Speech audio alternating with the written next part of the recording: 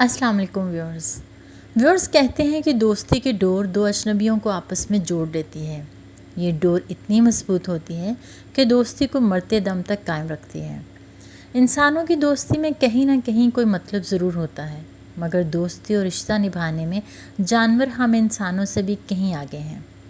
अगर आपको यकीन नहीं तो हमारी आज की वीडियो को एंड तक ज़रूर देखिएगा। यकीनन ये वीडियो आपका दिल पिघला कर रख देगी। तो आइए फिर चलते हैं जल्दी से अपनी वीडियो की तरफ।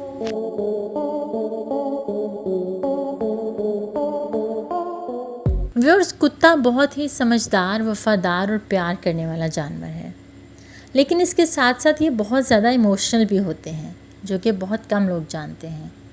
जब आप छोटे रॉकी की कहानी जानेंगे तो बाकी लाखों लोगों की तरह आपके भी आंसू बह निकलेंगे।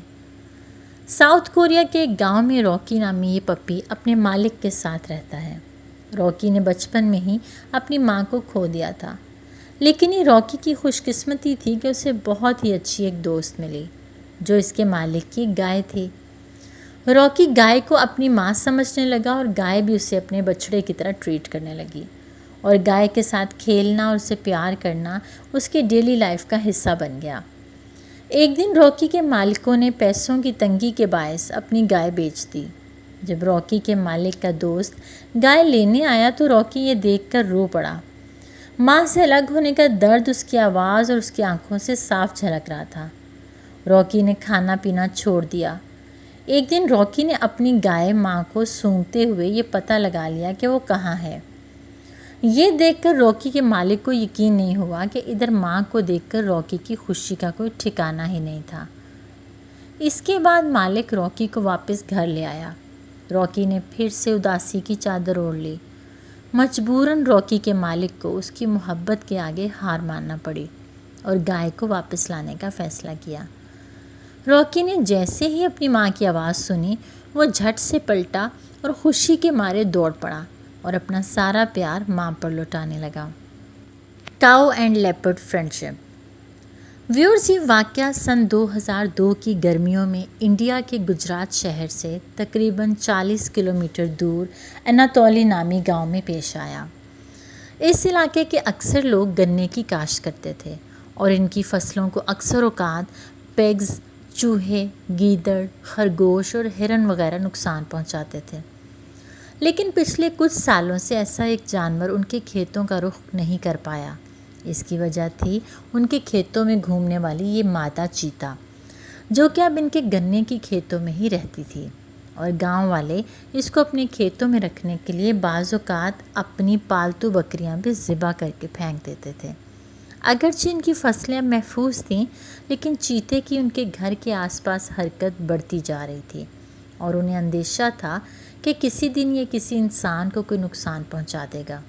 उन्होंने किसी बड़े नुकसान से बचने के लिए वाइल्ड लाइफ वालों को शिकायत की। उनकी शिकायत पर वाइल्ड लाइफ वालों की पूरी टीम उस इलाके में आई। उन्होंने इस इलाके की मुख्तलिफ़ जगहों पर ज़िंदा शिकार पिंजरों में डालकर कुछ फंदे लगाए, और कुछ ही दिनों की सख्त मेहनत के बाद आखिरकार उन्होंने एक रात उस मादा चीते को पकड़ ही लिया और अगली सुबह ही उसे दूर जंगल में छोड़ आए। अब ये लोग अपने घरों में रात को सुकून से सोते थे, क्योंकि अब ये खूंखार जानवर जंगल में जा चुका था। अगरचे लोग अब महफूज थे, लेकिन उनकी फसलें जंगली जानवरों से बिल्कुल गैर महफूज हो चुकी थीं। इन फसलों पर जंगली जानवरों का राज था और इनकी फसलों को इन जंगली जानवरों से बचाने वाला जंगल में जा चुका था। एक बूढ़ा शख्स जंगल के बिल्कुल पास अपने एक छोटे से घर में रहता था। उसके पास एक भैंस का बच्चा, 2 बैल और एक ब्राउन कलर की गाय थी। उस शख्स के मवेशी उसके घर के सामने खुले सेहन में रहते थे और इसके तीनों तरफ सरसब्ज खेत थे। इस बूढ़े शख्स ने देखा कि एक जंगली चीता रात को उसकी गाय के करीब आकर बैठ जाता है, और ये गाय भी किसी भी किस्म के डर और खौफ का मुजाहरा नहीं करती। ऐसा लगता था कि जैसे ये दोनों बेज़ुबान जानवर एक दूसरे से कुछ कह रहे हों। इस शख्स को पहले दिन अपनी आंखों पर यकीन नहीं आया और उसने मुकामी लोगों को बताने से पहले दूसरे दिन भी इसका इंतज़ार किया। दूसरे दिन भी ये चीता इसकी गाय से मिलने आया। अब उसने ये वाक़या मुकामी लोगों को बताया। तो किसी ने भी उसकी बात पर यकीन नहीं किया, लेकिन बूढ़े शख्स के इसरार पर उन्होंने आखिर इसको अपनी आंखों से देखने का फ़ैसला किया। उस रात ये लोग कई कैमरामैन के साथ उस जगह पर चीते का इंतज़ार करने लगे। आखिर ये चीता रात के वक्त इस गाय के पास पहुंच गया। ये लोग इन दोनों जानवरों से तकरीबन 10 मीटर की दूरी पर थे और ये नेचर के ख़िलाफ़ होने वाली मुलाकात अपने सामने होती देख रहे थे। उन्होंने बाकी लोगों के देखने के लिए सारे वाक़ये को कैमरे की आंख में महफूज कर लिया और ये ख़बर जंगल में लगी आग की तरह हर तरफ फैल गई। हैरानकुन तौर पर चीता हर रात इन 2 बैलों और भैंस के बच्चे को छोड़कर सीधा इस गाय के पास आ बैठता। इस गाय का कलर इस चीते के कलर जैसा ही था। गांव वालों को अब ये तो यकीन हो चुका था कि ये इन जानवरों को कोई नुकसान नहीं पहुंचाएगा, लेकिन उन्हें ये डर था कि कहीं ये चीता इनके बच्चों को कोई नुकसान न पहुंचा दे। जब यह खबर काफ़ी दूर दूर तक फैल गई और इन लोगों ने इसको पकड़ने की कोशिश की तो ये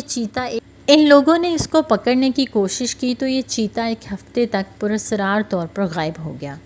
लेकिन एक हफ्ते के बाद ये फिर से हर रोज़ 9:30 से 11:30 के दरमियान इस गाय के पास आने लगा। जो ही ये आने वाला होता ये गाय अपने कान खड़े कर लेती, जैसे दूर से इसे इस चीते की आमद का इल्म हो गया हो। ये चीता पहले इर्द गिर्द का जायज़ा लेता और फिर इस गाय के पास आ जाता। इस गाय के सर के साथ सर लगाकर खेलता रहता। गाय भी इसके सर को और इसकी गर्दन को ऐसे चाटती जैसे वो इसका अपना ही बछड़ा हो। फोटोग्राफर्स हैरान थे। ये चीता रात को कई बार इस गाय के पास आता और कुछ देर इस गाय के पास बैठने और खेलने के बाद पास ही मौजूद गन्ने के खेतों में गायब हो जाता। इस सारे वाक़ये को तकरीबन 5 माह हो चुके थे। इस बूढ़े शख्स का कहना है ये उसी मादा चीते का बच्चा है जिसको जंगलात वालों ने गांव के खेतों से पकड़कर जंगल में छोड़ा था और ये बच्चा उनसे पकड़ा नहीं गया। इत्तेफाकन इस गाय से मिला और क्योंकि दोनों का रंग एक ही जैसा था इसलिए वो गाय इसको अपना बच्चा समझने लगी और ये चीता इसको अपनी माँ। इस गाय के साबका मालिक ने बताया कि जब भी मैं इस गाय को खोलता तो ये खेतों में चली जाती और काफ़ी देर बाद वापस लौटती। शाम को इसका दूध भी काफ़ी कम होता था। जब मैंने इसका पीछा किया तो मुझे पता चला कि ये चीते के बच्चे के साथ गन्ने के खेत में खड़ी रहती है। मेरे वहाँ पहुँचने पर यह चीता तो वहाँ से भाग गया, लेकिन ये आज भी अपनी गैर फितरी माँ से मिलने आता है। ये गाय इस बच्चे के साथ तब से जुड़ी है जब ये इतना छोटा था कि इसके अंदर शिकार करने की कोई खसलत नहीं थी और ये गाय भी किसी वजह से इसको अपना बच्चा तस्लीम करती रही। हचीको डॉग का 10 साल का इंतज़ार। व्यूअर्स, ये कहानी हचीको नाम के एक ऐसे डॉग की है जिसकी वफ़ादारी का वाक़या आज भी जापान और पूरी दुनिया में मशहूर है। हचीको को टोक्यो यूनिवर्सिटी के प्रोफेसर ने पाल रखा था। प्रोफेसर यूलू को ये छोटा सा क्यूट सा डॉग स्टेशन के पास मिला था।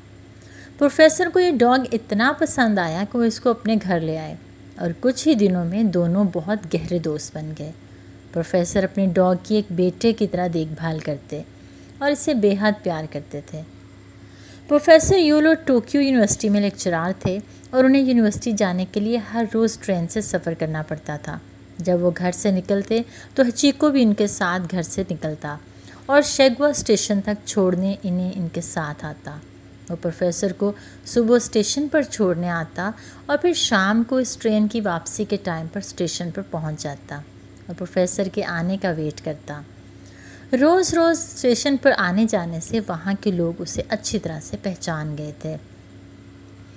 वो सब इसे पसंद करते थे। 21 मई 1925 के दिन हचीको रोज़ की तरह प्रोफेसर को लेने स्टेशन पर गया, मगर इस रोज़ प्रोफेसर लौटा ही नहीं क्योंकि प्रोफेसर एक अजीबोगरीब हेमरेज नामी बीमारी से लड़ रहे थे और उस दिन लेक्चर के दौरान ही उनके यूनिवर्सिटी में मौत हो गई। इस मौत की खबर से बेखबर हचीको स्टेशन पर काफ़ी टाइम तक अपने मालिक और अपने दोस्त प्रोफेसर का वेट करता रहा। यूं स्टेशन के गार्ड से हचीको का यूं देर तक इंतज़ार करना देखा न गया और वो उसे घर छोड़ आया। उसके बाद भी हचीको का स्टेशन जाना और प्रोफेसर का इंतज़ार करना बंद नहीं हुआ वो हर रोज़ स्टेशन सुबह ट्रेन के टाइम पर जाता और शाम तक वो इंतज़ार करता रहता। घर के दूसरे अफराद ने भी हचीको की बहुत ज़्यादा देखभाल की और प्यार दिया कि शायद वो प्रोफेसर को भूल जाए, मगर हचीको की मोहब्बत प्रोफेसर के साथ इतनी गहरी थी कि उसके सामने सब हार गए। हचीको 10 साल हर रोज़ प्रोफेसर का इंतज़ार शिगवार स्टेशन पर करता रहा। उसकी आंखें ट्रेन से उतरने वाले मुसाफिरों के दरमियान प्रोफेसर को ढूंढती रहती थीं। सर्दी, गर्मी, बारिश और तूफ़ान में भी हचीको स्टेशन पर आता रहा और आहिस्ता आहिस्ता बीमार पड़ने लगा। और फिर 8 मार्च 1935 में इसी स्टेशन के करीब हचीको ने दुनिया को अलविदा कह दिया। आज भी टोक्यो के नेशनल म्यूज़ियम में उसकी तस्वीर लगी हुई हैं।